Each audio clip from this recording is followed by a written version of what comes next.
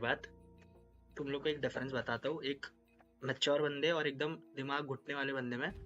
OS ने मेरे को बोला था कि स्ट्रीम पे कुछ मत बोलियो इसके बारे में, बट मेरे को ही अजीब लगा क्योंकि भाई वो बंदा ऐसा है ओएस जिसने आज तक कोई कंट्रोवर्सी करी नहीं है, ना किसी के बीच पड़ा है वो। उस बंदे को कोई एक मेरे को पता भी नहीं था एक्चुअली। मैंने ना तो मैंने देखा कि मतलब मेरे को पता नहीं था, मैं सुबह उठा और मैं एक हाईलाइट देख रहा था तो मैंने बोला कि ये रिप्लाई कीजिए, मेरे को पता नहीं था वो बंदा कौन है। बट लेटर मैंने कमेंट्स देखे तो वो देखा था कि मैंने वन लेड का है। अब मैं तुम लोग को इसका आंसर बताता हूँ, एक सिंपल बता दो। जिसको टी1 प्लेयर में दिमाग होता है ना, तो अब हमारा इरांगल में ड्रॉप किया है, गटका है। गटका के आसपास कोई टीम है नहीं है, हम लोग सेफ लैंडिंग है। सैनॉक में क्या है, रुइंस है, सेफ है एकदम। हमारा जो वेस्टर्न आइलैंड है वो पूरा सेफ है, हमें कोई सीन ही नहीं होता, ठीक है। अब बचा क्या, मिरामार बचा। मिरामार में एक टीम है ओबी, जो मोस्ट ऑफ द टूर्नामेंट में नीचे चल रही होती है और लास्ट डे आ जाती है पिकाडो, ठीक है। तो हमें होता है रिस्क, बहुत ज्यादा रिस्क होता है, तो हमने सोचा कि इनको बाहर कर देते। और अगर हमें टीएफ को क्वालिफाई करवाना होता तो भाई हम सीधा टीएफ को जाके किल देते ना भाई। कैसे बातें कर रहे हो, मतलब ओएस को इसमें भर रहे हो, मतलब कुछ भी, मतलब कुछ भी। क्या दिमाग लगा रहे हो, मतलब मेरे को समझ नहीं आया। और इतना सीन क्रिएट करने की जरूरत ही नहीं थी। मतलब आई थिंक रेवन जाके भी, नहीं रेवन जाके भी किसको, वशिष्ठा को मारने गई थी। वशिष्ठा अगर क्वालिफाई हो जाते ना, इतना सीन क्रिएट नहीं करते, क्योंकि उनको दिमाग है कि भाई अगर ड्रॉप के आसपास भी उतर रहा है तो उसको एलिमिनेट करना मेन मोटिव होता है टीम का, ठीक है। ठीक है, तो हम लोग का यही था कि भाई ये हर बार आके पिकाडो परेशान करने से अच्छा इनको फाइनल से बीटी करने से अच्छा कि बाहर कर देते। तो ये था सीन बस, इससे ज्यादा कोई सीन नहीं। इसमें ओएस का कुछ लेना देना भी नहीं है कि ओएस कोच है, ओएस ये ओएस वो, मतलब कुछ सीन ही नहीं था। तो इस तरह क्रिएट करने का जरूरत ही नहीं था। समझ रहे हो, समझ रहे हो, ये बोल रहा हूँ मैं।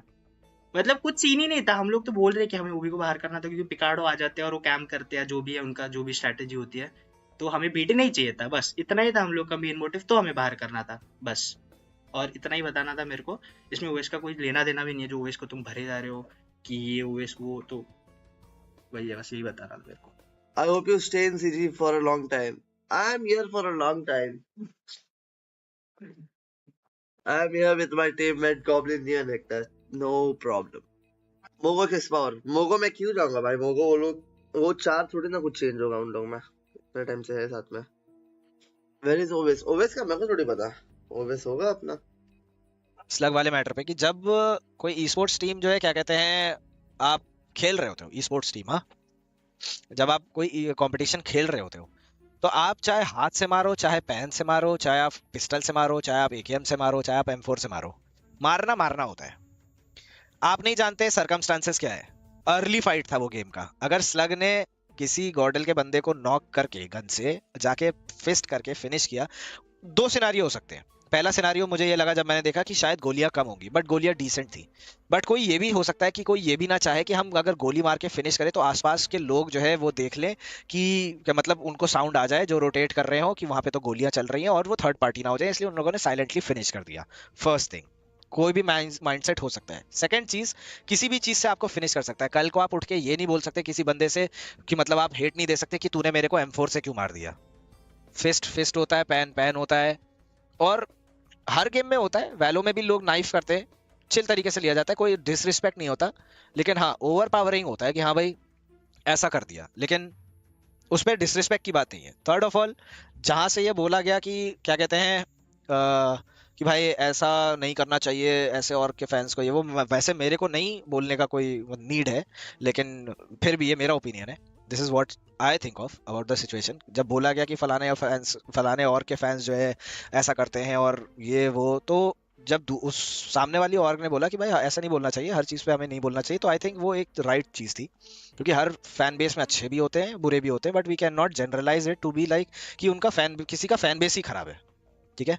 लेकिन हाँ, कहाँ पे एक ऑर्ग जो है कम्स इनटू प्ले, सही और गलत में, वो ये है कि आप में से कोई भी, मतलब आपके ऑर्ग में से कोई भी एक आके ये बोल सकता है जरूर कि गाइस हेट देने की जरूरत नहीं है, it's just part of the game.